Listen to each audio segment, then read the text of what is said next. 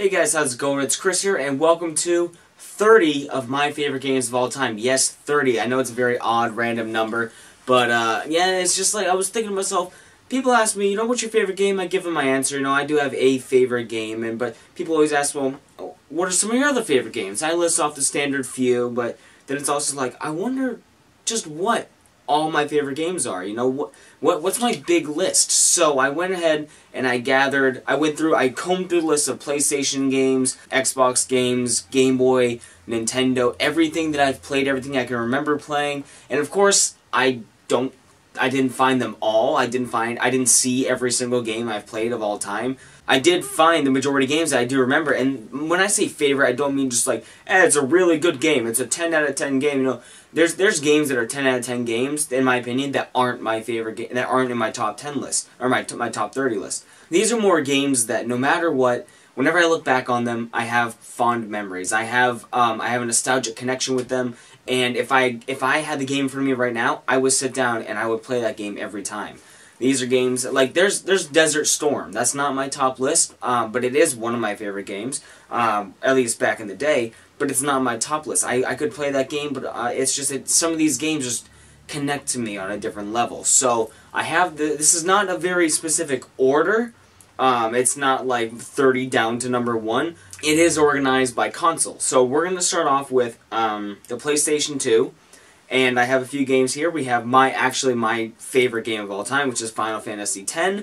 Obviously, that's going to be on the list. And you're going to see, I'm going to put a little picture like here, somewhere on the screen, a photo of that game, so maybe you can see it and you can see some kind of connection with, like, oh, I remember that game, wow. Shut up! Next on the list, out of all the Ratchet & Clank games, Going Commando was always my favorite. In fact, I downloaded an emulator for it, and I even debated on doing some streams of that, so if you guys do want to see a Ratchet & Clank Going Commando playthrough, or at least some videos on it, then I could do that. I don't know why. Like, I didn't play many of the Ratchet & Clank games outside of the PS2. I don't think I played any on the PSP or the PS3 or PS4, anything like that. I played up till Deadlocked on the PS2, and that was it. Because by then I moved on to other games. But Going Commando, to me, just it's always fun. The guns in the game were fun. The level design in the game was fun. The comedy, the writing. The game was just great. I don't know. I love that game. I love upgrading my ship. I love every time I get to a new planet, it's another burst of nostalgia. Because I was like, wow, I remember this. Oh, I'm back on this planet again. It's amazing.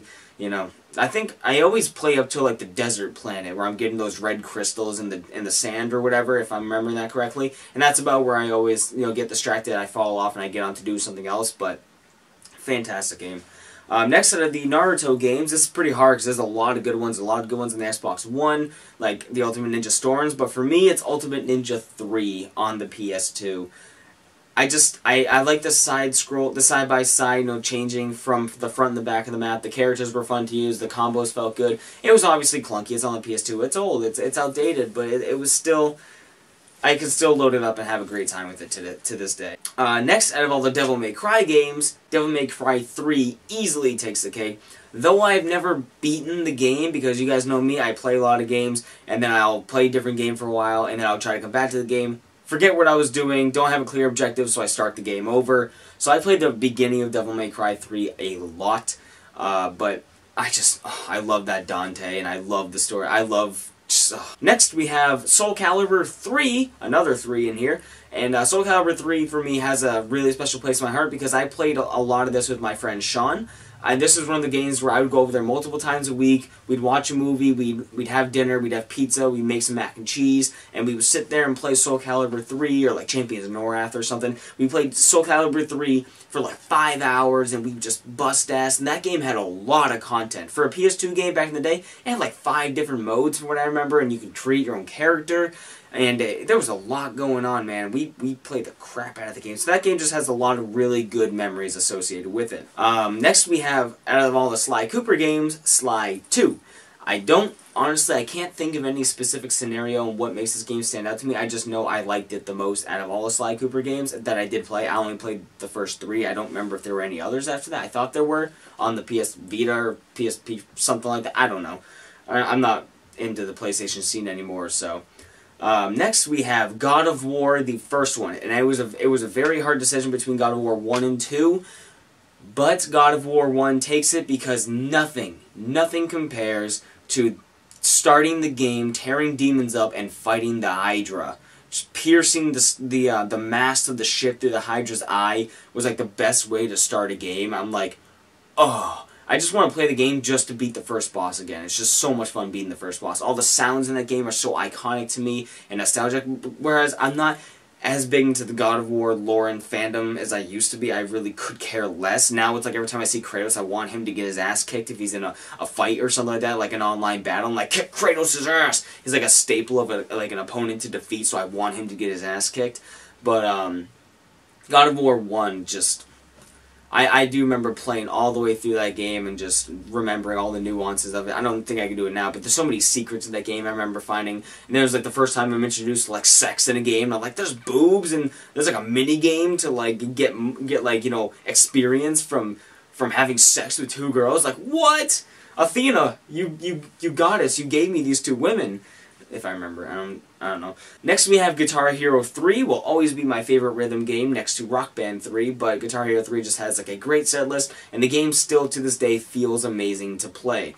And I want to play it now, but apparently it's really expensive, and my disc broke, so apparently I'm not going to be able to buy it. It's like 40, 50 bucks online now, so hey, if anyone has a $1 copy of GTA, of fucking hell! If anyone has like a copy of Guitar Hero 3 that they don't want on Xbox 360, send it my way. I want to play it again. Next, we have another 3 on here. I didn't realize there's so many 3s, but Dragon Ball Z Budokai 3. A lot of people like Tenkaichi, but I cannot get past the nostalgic side-by-side, basically single-plane fighting combat of Budokai 3. It had Super Saiyan 4, it had Fusion, it had an awesome, like, free-flying story mode, and you had, like, character upgrades, and there's so much content. You had the breakthrough where you could give your character like all their attacks, and I completed that game on the Xbox 360 when it was remastered, and I also completed it back on the PS2, so I've played that game a lot, and I'm always down to play that game. I may not be that great anymore, but I'm always down to play it.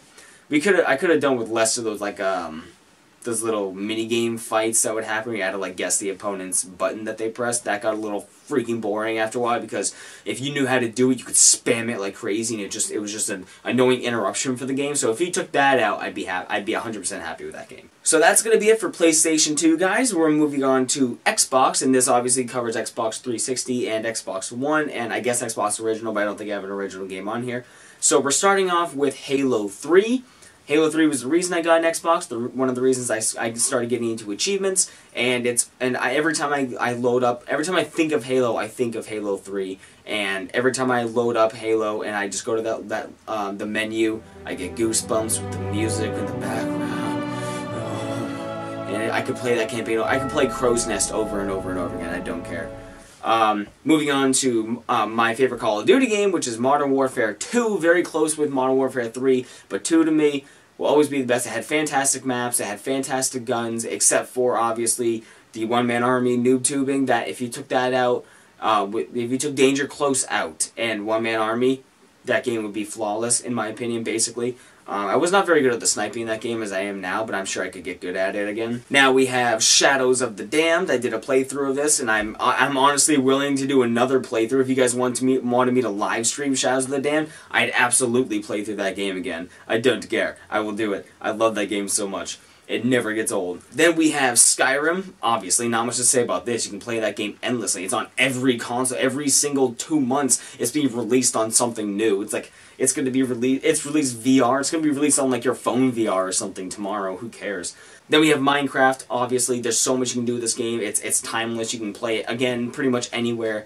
And there's always something new to do. You can do pretty much anything in that game. My favorite Gears of War game is Gears 2. In my opinion, had the best campaign, had the best multiplayer, and the game just brings back so many nostalgic tingles every time I hear the music in the background. And I have some of the music downloaded on my iPod so I can listen to it.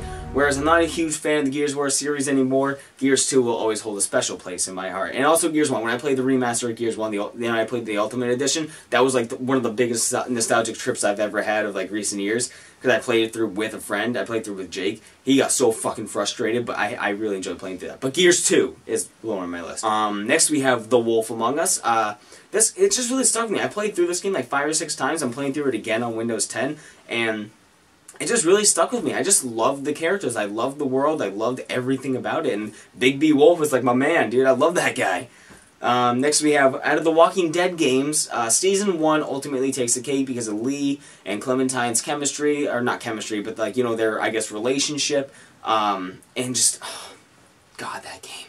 I played that game through 3-4 times on the 360, like 2 or 3 times on the Xbox One, and I would absolutely play through again. I freaking love that game. And Walking Dead Season 2 was very close, but Season 1 wins it out for me, because it's that first experience, you know.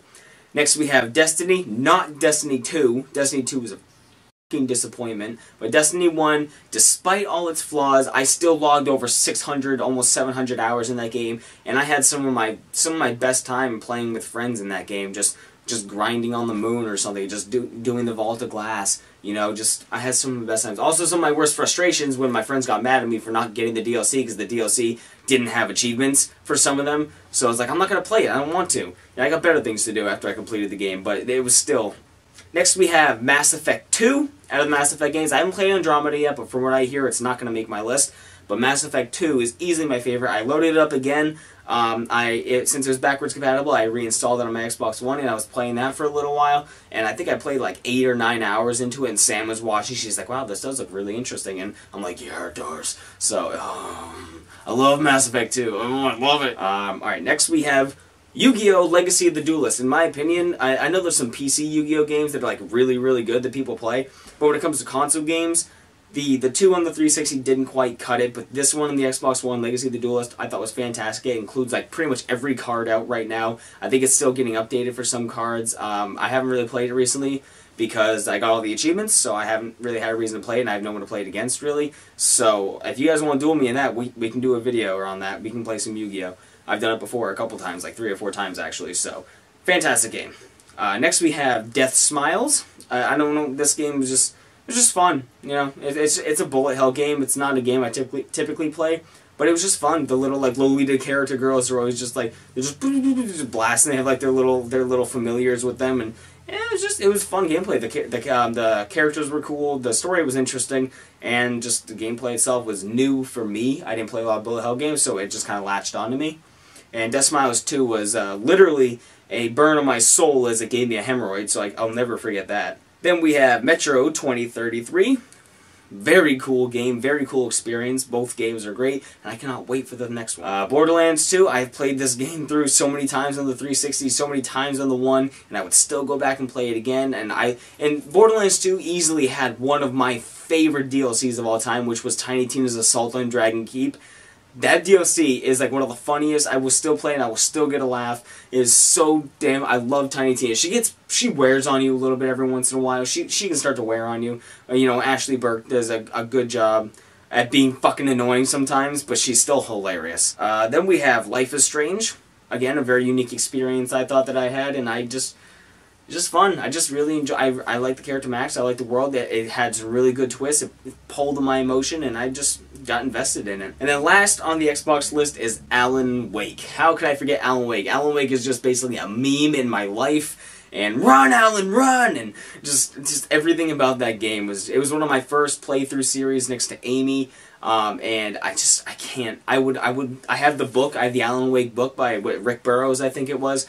And I read through like I think 60% of that. I never got to finish it, but you know I played the game 12 times, so I know exactly what happens. But I want to get a tattoo of Alan Wake. It was just such a great game. It was so cheesy at times. The writing wasn't amazing, and the narration got kind of weird. The tutorial level was crap, but to me it was still just like Alan Wake. I'd play it again. I'd do it on stream again.